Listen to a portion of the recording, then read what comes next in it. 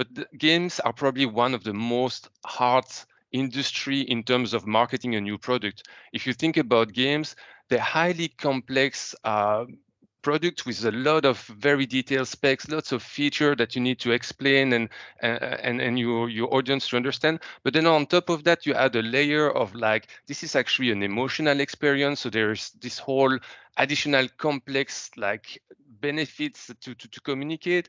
And then on top of that, the audiences are very hard, like there's strong communities, lots of fans and so on.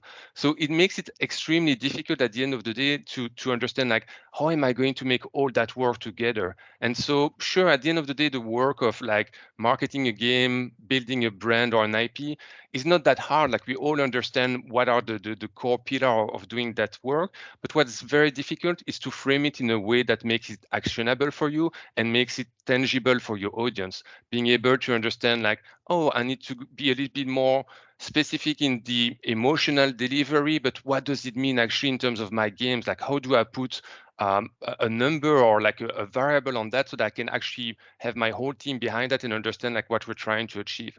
So I think one of the main things that we are bringing to the table here is this way of framing the analysis, understanding like, well, if we talk about an IP, if we talk about a brand, it's a series of traits, but what are all those traits? Like, can we synthesize all those possible options into clear lists so that we can really see like where you're strong versus others, where you differentiate versus others, so that we can really define how strong and unique you are on certain aspect versus a general like, oh, maybe you're a little bit more this or a little bit more that.